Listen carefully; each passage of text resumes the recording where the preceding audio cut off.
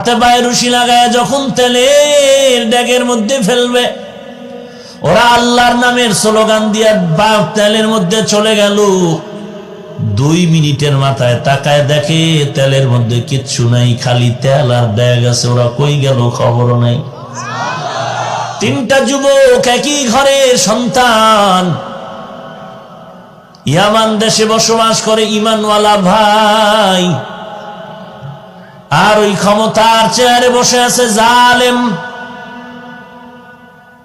ওই জালেম এত বড় জালেম, জুলুম করে আর মানুষকে ডাকে। ঈমানওয়ালা পাইলেই বলে আমার পায়ে সেজদা করো, না হয় তোমাকে ছাড়া হবে না। এই 3টা ভাই যখন খবর পেল ওই জালেম বাদশা ঈমানদারদের পাইলেই তার কদমে সেজদার জন্য বাধ্য করে, বাধ্য না হলে তাকে আগুনে পুড়িয়া মেরে ফেলে। 3 জন যুবক চিন্তা করলো এই দেশে আর থাকবো না, আমরা অন্য দেশে হিজরত করে চলে যাব। রাতের গভীরে 3টা যুবক আত্মরক্ষার জন্য যখন রওনা হয়ে গেল, রাতের আধারে গোয়েন্দা বাহিনীর হাতে ধরা পড়ে গেল। গোয়েন্দাদের হাতে ধরা পড়ার পর 3টা যুবকের বাদশার আদালতে হাজির করা হলো। জালেম বাদশা ডেকে বলে, যুবক তোরা মুসলমান ঈমানওয়ালা? বলে হ্যাঁ। বলে আমার কদমে সিজদা কর। যুবক বলে আমরা এই কপাল আল্লাহর জন্য খাস করেছি, যেই কপাল আল্লাহর কুদরতে লাগায় দিলাম ওই কপাল আর কারো কাছে নত করতে চাই না। আমার মালিক একমাত্র আল্লাহ, আমরা আল্লাহর ভয় নিয়ে চলি, জাহান্নামের ভয়। আমরা এই কপাল দিয়ে তোমাকে সেজদা দিতে পারবো না। বাদশা উজিরকে ডাক দিয়া কয়, আড়াল করে একটু বুঝানোর চেষ্টা করো, লোভ দেখাও, টাকা পয়সা ক্ষমতার লোভ দেখাও। যখন লোভ দেখাইলো আবার আমার সামনে আনো। কিছুদিন পর আবার যখন হাজির করা হলো, 3 জন আবার ডাক দিয়া কয়, আমাদের মুনাফিক মনে করবা না যে সকালে এক কথা বললাম বিকেলে কথা পাল্টায় যাবে। আমরা মুনাফিক না, আমরা সাচ্চা ঈমানদার। আমরা ঘুমের আগে যা বললাম ঘুমের পরেও কথা হবে। এবার জালেম বাদশা বলে, আগুনে এদের জ্বালার ব্যবস্থা করায় দাও, এদের আগুনের মধ্যে পুড়িয়া ফেলাও।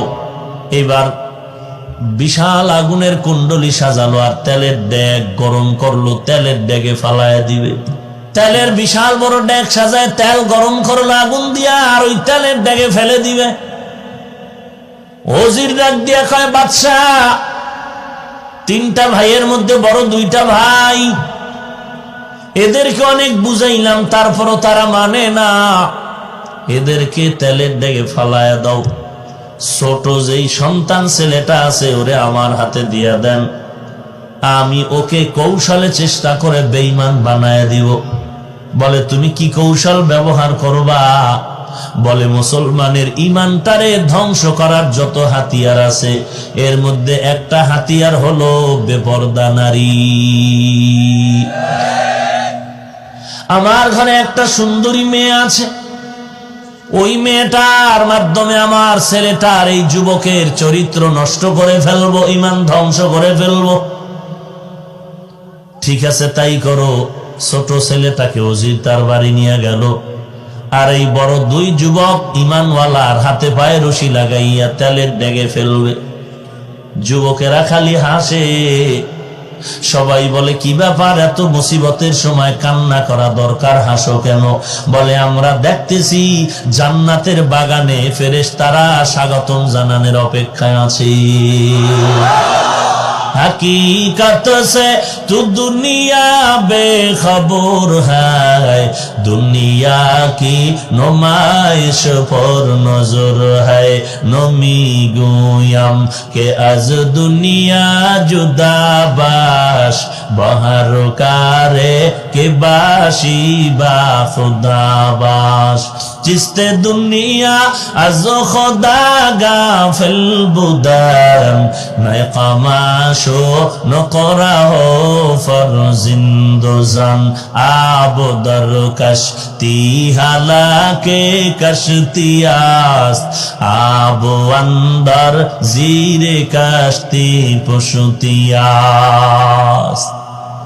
ওই যুবকটি দুইজন যখন হাসতে হাসতে যাচ্ছে তেলের মধ্যে পড়ার জন্য, হাতে পায়ে রশি লাগায় যখন তেলের ড্যাগের মধ্যে ফেলবে, ওরা আল্লাহর নামের স্লোগান দিয়ে তেলের মধ্যে চলে গেল। 2 মিনিটের মাথায় তাকায় দেখে তেলের মধ্যে কিচ্ছু নাই, খালি তেল আর ড্যাগ আছে। ওরা কই গেল খবরও নাই। বাকি রইল একটা যুবক, ও জিরে তারে বাড়ির মধ্যে নিয়ে গেল। বাড়ির মধ্যে নেওয়ার পর ওজির এই যুবকের বাড়িতে নিয়ে একটা রুমের মধ্যে সুন্দর আয়োজন করলো, থাকার খাওয়ার ব্যবস্থা করলো। আর মেয়েটাকে বলল, তুই সুন্দরভাবে সজ্জিত হইয়া তোর একটা দায়িত্ব, 1 মাসের মধ্যে এই যুবকের চরিত্রহীন বেঈমান বানাতে হবে। রাখে আল্লাহ, মারে কে? মারে আল্লাহ। ومكروا ومكر الله ومكروا ومكر الله والله خير الماكرين।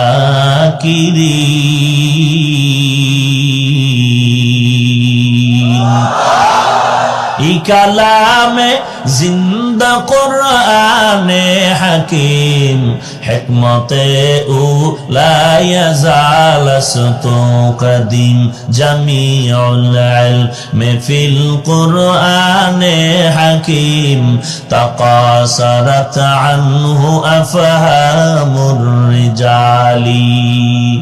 ভাইরা আমার, কষ্ট হয়।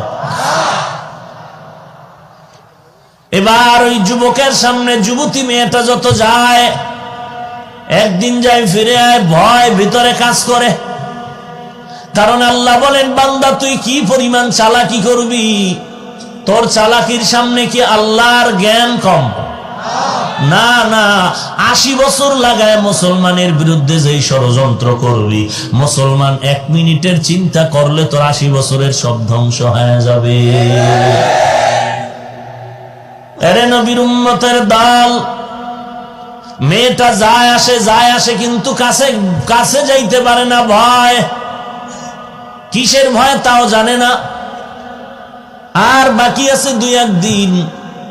মেয়েটাকে বাবায় জিজ্ঞাসা করলো, কি পারলি কি পরিমাণ? বলে, মোটেও না। আমি যতবার যাই যুবক চোখ বন্ধ করে শুধু জবান দিয়া